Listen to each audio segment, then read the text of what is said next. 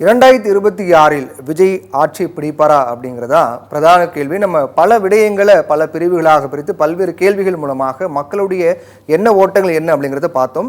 இது ஒட்டுமொத்தமாக இந்த எல்லா கருத்துகளும் எல்லா பதில்களும் எதை நோக்கி போயிருக்குன்னா இந்த கேள்விக்கான பதில் நோக்கி தான் போயிருக்குன்னு எடுத்துக்கலாம்.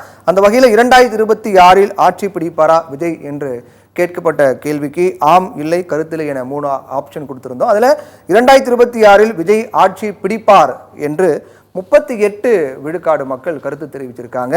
இல்லை 2026 விஜய் ஆட்சி பிடிக்க மாட்டார் அப்படின்னு 35 விழுக்காடு மக்கள் கருத்து தெரிவித்திருக்காங்க. இதை பற்றி கருத்து கூற விருப்பம் இல்லை அப்படின்னு 27 விழுக்காடு மக்கள் கருத்து தெரிவித்திருக்காங்க. அப்போ இது அதிகபட்சமான கருத்து அப்படிங்கிறது 2026 விஜய் ஆட்சி பிடிப்பார் என்பதற்கான பதில் தான் அதிக மக்கள் தெரிவித்திருக்கிறத நாம இந்த வரைகளை மூலமா பார்க்குறோம். பிரவீன், மிக முக்கியமான கேள்வி, மிக முக்கியமான பதில்களை நீங்கள் பகிர்ந்திருக்கீங்க. இது குறித்து நமது சிறப்பு விருந்தினர்களுக்கு அந்த கேள்வியை கேட்போம். நீங்கள் பார்த்து கொண்டிருக்கிறீர்கள் பார்த்திபன். 38% ஆம் ஆட்சியை பிடிப்பார் விஜய்னு சொல்லியிருக்காங்க. 35% இல்லை என்று சொல்லியிருக்காங்க. பெரிய பெரிய வித்தியாசம் இல்லை. 38 நெக் அண்ட் நெக் என்று சொல்லுவார். நெக் அண்ட் நெக் ரேஸ், அதாவது நீயா நானா ஓட்ட பற்றி தான் ஓடிட்டு இருக்காங்க. கருத்து இல்லை என்பதும் மிக முக்கியமாக இதில் பார்க்க வேண்டியிருக்கிறது. அதையும் கிட்டத்தட்ட 27% பேர் தெரிவிச்சிருக்காங்க. 38, 35 நீங்கள் எப்படி பார்க்குறீங்க?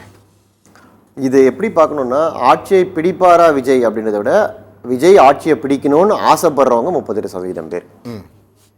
இல்லை அதுக்கு வாய்ப்பு இல்லை அப்படின்னு நினைக்கிறவங்க 35%. அவங்களுக்கு விருப்பம் இருக்கலாம், இல்லாமல் இருக்கலாம். ஒருவேளை யதார்த்தத்தை யோசிச்சு பார்த்தா அதுக்கெல்லாம் வாய்ப்பு இல்லைன்னு சொன்னவங்க 35% பேர். நெருக்கத்தில் பார்த்துக்கலாம் அப்படின்னு நினைக்கிறவங்க 27% பேர். ஏன்னா இப்போ நீங்கள் கேட்டதுலேயே ரொம்ப ரொம்ப சீரியஸான கேள்வி இதுதான். ஆட்சியை பிடிக்கிறது அப்படின்றது சாதாரண விஷயம் இல்லை. அதுக்கு பின்னாடி 1000 ஃபேக்டர்ஸ் இருக்குது. திமுக அதிமுக மாதிரி மிக பாரம்பரியமான கட்சிகளை எல்லாம் தாண்டி இவர் தனியாக போய் ஆட்சியை பிடிக்க போகிறதில்ல. அதெல்லாம் இவரெல்லாம் எதிர்கொண்டு, ஏன்னா இது ஒரு போட்டி. எதிர்த்து நிற்கிறவர்கள் பலம் பொருந்தியவர்கள், அனுபவசாலிகள். அவர்களை இப்போ விஜய் எல்லா தொகுதியிலையும் நிற்க முடியாது. 234 தொகுதியிலையும் ஒருவேளை தனித்து நின்னாலும் அவர் ஒவ்வொரு தொகுதியிலும் ஆள் போடணும். அப்போது நீங்கள் KN நேரு எதிர்த்து யாரை போட போகிறீங்க, பொன்முடியை எதிர்த்து யாரை போட போகிறீங்க, இங்கே சேகர்பாபு எதிர்த்து யாரை போட போகிறீங்கன்ற கேள்வியெல்லாம் இருக்குது. இந்த மாதிரி நீங்கள் கேள்வியாக அதை பிரிச்சிங்கன்னா ஒரு 100 கேள்வி வரும். கூட்டணி அப்படின்னு போனீங்கன்னா கூட்டணி கெமிஸ்ட்ரி ஒர்க் அவுட் ஆகுதா இல்லையா, நீங்கள் யார் கூட கூட்டணி வச்சிங்க, தொகுதி பங்கீடு என்ன, உங்கள் ஆட்கள் சேர்ந்து வேலை செய்கிறாங்களா, அதை மக்கள் ஏற்றுக்கிறாங்களா, ஓட்டு டிரான்ஸ்ஃபர் நடக்குதா, இப்படி கேள்விகளாக அடுக்கிக்கிட்டே போனால் 1000 கேள்விகள் வரும். அதனால் இது ஆட்சியை பிடிக்கணும்னு ஆசைப்படுறவங்க 38% அப்படின்னு நம்ம எடுத்துக்கலாமே தவிர இதை வச்சு ஒரு ஆட்சியை பிடிப்பார் பிடிக்க மாட்டார்னு நம்ம சொல்ல முடியாது. இது ஒரு அறிமுகமாக அவர் மக்கள் நம்பிக்கை வைத்திருக்கிறார்கள் அவர் மேலே அப்படின்னு நம்ம எடுத்துக்கலாம். ரெண்டாவது, ஒரு ஆட்சியை பிடிக்கிறதுன்றது கடைசி தேர்தலுக்கு முதல் நாள் வரை, தேர்தல் அன்று வரைக்கும் அது மாறிக்கிட்டே இருக்கு.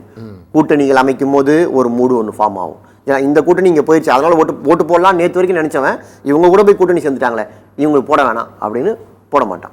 இன்னொன்று, இந்த வேட்பாளருக்கு பதிலாக வேற ஒரு வேட்பாளரை போட்டாங்கன்னு வச்சுங்களேன், இவரு நின்று தான் நான் ஓட்டு போட்டிருப்பேன், இவருக்காக நான் போட மாட்டேன் அப்படின்னு இப்படி மக்கள்.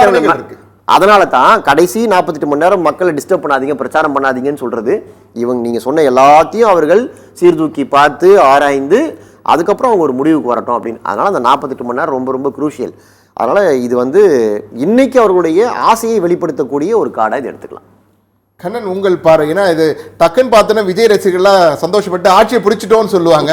இது ஆட்சியை பிடிப்பதற்கான இல்லை, தற்போது உள்ள மனநிலை, மக்கள் மனநிலை என்னன்னு சொல்றது தான். ஏன்னா இது உடனடியாக ரசிகர்களுக்கு உற்சாகமாக இருக்கும். ஆனால் உண்மை என்னன்னு நீங்கள் சொல்லுங்கள். இதில் 2 விதமாக எடுத்துக்கலாம். ஒன்று 38% நீங்கள் அந்த ஆம்னு சொல்லியிருக்கிறதுனால நாங்கள் ஆட்சியை பிடிச்சிருவோம் அப்படின்னு விஜய் ரசிகர்கள் சந்தோஷப்பட்டுக்கலாம்.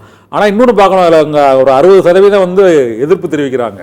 ஒரு 62% வரை கருத்து இல்லைன்னு சொல்கிறது, இல்லைன்னு சொல்கிறது இருக்குது. இவங்க ஒரு அப்பா 62% அவருக்கு எதிராக இருக்கிறாங்க அப்படின்னு நம்ம அதை எடுத்துக்கலாம். ஆனால் இன்னொன்று முக்கியமாக பார்க்க வேண்டியது என்னென்னா, 35, 38 மற்றும் 35 இந்த ஒரு 3% வித்தியாசங்கிறது இருக்குது. அப்படிங்கிறது ஒரு நெக் டு நெக் போட்டி இருக்குமா, ஆட்சியை பிடிப்பதற்கான வாய்ப்பு இருக்குதா அப்படிங்கிற ஒரு சந்தேகத்தை நமக்கு ஏற்படுத்துது.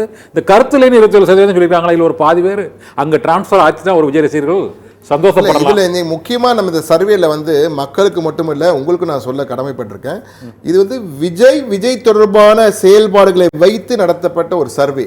அதாவது விஜய் திமுக அதிமுக பிஜேபி என்று களத்தை வச்சு நம்ம சர்வே நடத்தல. இது விஜய்யுடைய அரசியல் அறிமுகம், அவருடைய செயல்பாடுகள், அவருடைய பயணம் எப்படி இருக்கும் அப்படின்றத அடிப்படையாக வைத்து எடுக்கப்பட்ட ஒரு சர்வே. அதை மிக தெளிவாக நான் சொல்லிடுறேன்.